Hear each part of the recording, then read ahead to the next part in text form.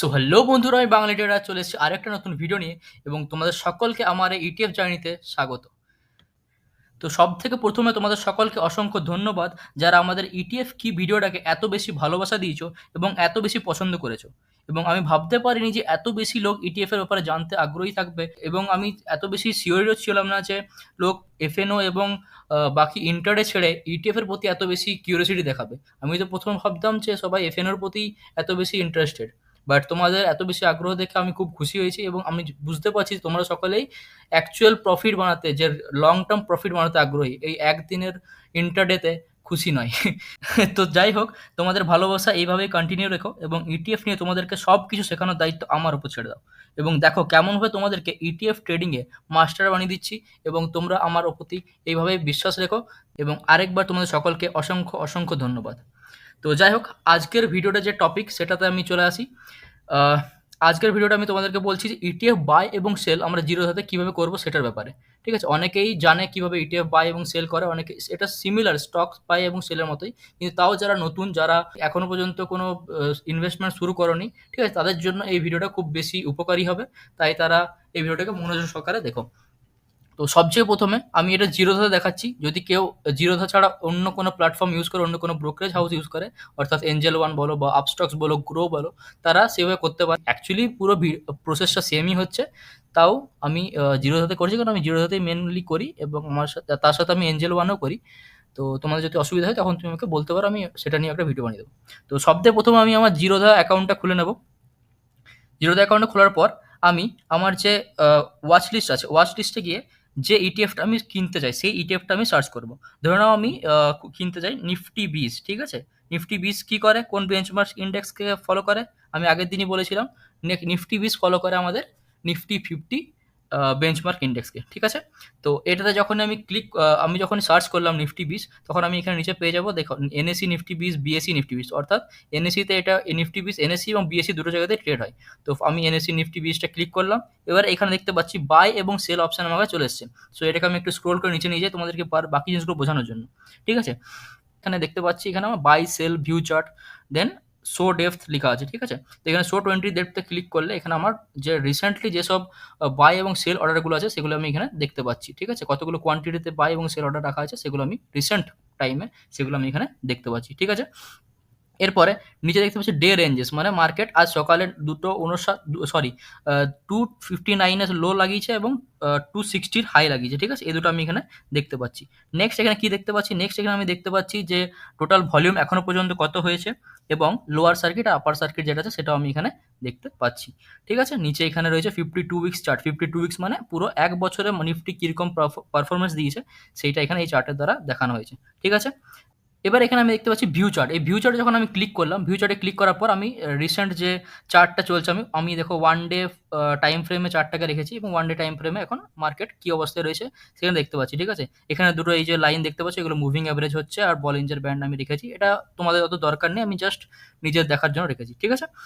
Next এবার আমি by করতে চাইছি, তো এখানে বাই করার জন্য বাই বাটনটাতে আমি ক্লিক করতে পারি। আর আগে আমি চাইলে আমার ওই চার্টের সময় চার্টের উপরে যে দুটো সার্কেল দেখা ছিল ব্লু আর রেড কালারের, সেই বাই সেলটাতে ক্লিক করে আমি বাই সেল করতে পারি, ঠিক আছে। তো এখানে আমি আমি এখন আজকে যে ডেলিভারি পজিশন নিতে চাইছি। ডেলিভারি পজিশন মানে কি, মানে আমি এই ইটিএফটা কেনার পর আমি অনেকদিন রেখে দিতে চাইছি, আজকেই বিক্রি করে দেবো না। সেই জন্য আমি আজকে চাইলে আমি আজকেও বিক্রি করে দিতে পারি, ঠিক আছে। কিন্তু আমি চাইছি অনেকদিন ধরে রাখবো, তো আমি রেগুলার অপশানে গিয়ে এটাকে আমি রেগুলার চুজ করে রেখেছি, ঠিক আছে। আর অটোমেটিকলি এটা রেগুলার চুজ করাই থাকবে। আর যদি না চুজ করা রয়েছে তাহলে তুমি রেগুলার চুজ করবে, ঠিক আছে। নেক্সট কোয়ান্টিটি, এখানে আমি তোমাদেরকে ডেমো দিচ্ছি তাই আমি একটা কোয়ান্টিটি চুজ করে রাখছি। আর তুমি যদি চাও তাহলে 10, 12, 20, 100 যতগুলো কোয়ান্টিটি চাও তুমি কিনতে পারো, সেই হিসাবে তোমার প্রাইসটাও বাড়বে কিন্তু, ঠিক আছে। আমি একটা কোয়ান্টিটি নিচ্ছি এবং রিসেন্টলি নিফটি 50, যেটা নিফটি 50 নয় নিফটি 20, 260.35 প্রাইসে এখন ট্রেড হচ্ছে, ঠিক আছে। তো আমি এখানে 1 লিখলাম, তো এখানে লিখছে 260.35 এবং এটা লিমিট অর্ডার এখানে তুমি দেখতে পাচ্ছ। আর এখানে লং টার্ম, লং টার্ম মানে কি আমি বহুত দিনের জন্য রাখতে চাইছি, ইন্ট্রাডে আমি করছি না, লং টার্মের জন্য আপনি কিনছি, তাই এটা লং টার্ম সিলেক্ট করে রেখেছি। আর অটোমেটিকলি লং টার্মই আসবে, আমি ইন্ট্রাডের জন্য যাচ্ছি না। আর আমি তোমাদেরকেও সাজেস্ট করবো যে ইন্ট্রাডের জন্য যাও না, সরি আমি সাজেস্ট করবো না, কারণ কি, কারণ আমি সেবি রেজিস্টার্ড নই। তো আমি তোমাদেরকে কি বলবো না, আমি যেটা করি সেটা তোমাদেরকে বলছি, তোমরা এবারে বুঝে নাও, ঠিক আছে। সবারই বোধ বুদ্ধি আছে, সবাই নিজেদের মতো কাজ করতে পারবে, ঠিক আছে। যাই হোক, তো এখানে অনেকগুলো টাইপ রয়েছে, মার্কেট, লিমিট, এসএল, ঠিক আছে? অনেকগুলো টাইপ রয়েছে। তো আমি যদি মার্কেট করি, মার্কেট করা আর লিমিটের মধ্যে ডিফারেন্স কি? লিমিট মানে কি? মানে আমি এখন চাইলে 260.38 এ দেখো মার্কেট ট্রেড করছে। আমি চাইলে 260.35 এ কিনতে পারি, 260.25 এ যত আমার মন, 260.30, 260.39 যেটা আমার মন সেই প্রাইসে আমি কিনতে পারি। আর আর মার্কেট মানে কি? মার্কেট যদি আমি ক্লিক করি তাহলে দেখবে মার্কেট ক্লিক করার সাথে সাথেই আমার এখন মার্কেটে যত প্রাইস চলবে নিফটি 20 এর সেই প্রাইসে আমার অটোমেটিক্যালি বাই হয়ে যাবে। ঠিক আছে? তো আমি চাইছি কিছুটা কমে কিনতে, ঠিক আছে? তোমাদেরকে দেখানোর জন্য। তো আমি 260.25 এ আমি এটা একটা বাই অর্ডার লাগিয়ে দিলাম। ঠিক আছে? তো দেখো এখানে নিচে এখানে চার্জেস লেখা আছে 0.27, তো এত চার্জেস আমার বাইয়ের জন্য কাটবে। ঠিক আছে? তো আমি এখানে বাই অর্ডারটা লাগাবো। এখানে সোয়াইপ টু বাই এটাতে সোয়াইপ করে আমি একটা নিফটি 20 যে ইটিএফ আছে সেটা আমি কিনে নিলাম। ঠিক আছে?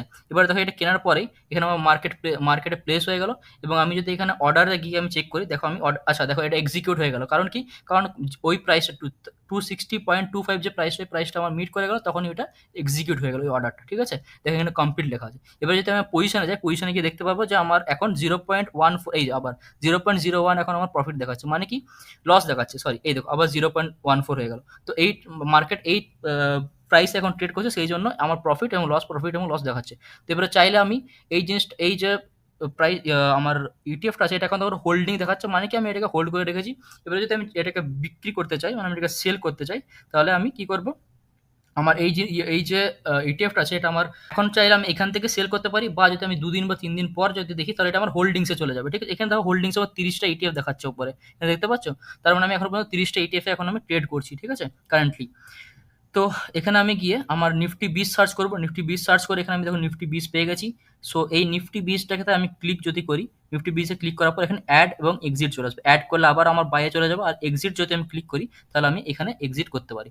তো আমি এখানে কতগুলো কোয়ান্টিটি এক্সিট করব, এখানে আমি একটা কোয়ান্টিটি এখন তোমাদেরকে সেল করে দেখাচ্ছি তোমাদের ডেমোর জন্য। তো একটা কোয়ান্টিটি সেল করলাম, ঠিক আছে? কোয়ান্টিটি চুজ করলাম এবং প্রাইস করলাম 260.39, মানে আমি দেখছি 260.393 এবং আরেকটা প্রাইসের মধ্যে রেঞ্জ করছে, তাই 260.39 আমি এটাকে লিমিট অর্ডার লাগিয়ে এটাকে সোয়াইপ টু সেল করতাম। এখানে চার্জেস রয়েছে 0.27। ঠিক আছে? তো আমি 260.39 আমি এটাকে বিক্রি করতে চাইছি। তো আমি এখানে সোয়াইপ টু সেল যদি বাটনটাতে ক্লিক করব, তো আমার সেলের জন্য এটা মার্কেটে প্লেস অর্ডার লেগে যাবে। ঠিক আছে? তো আমি সেল করলাম, এখানে দেখো প্লেস অর্ডার লেগে গেছে।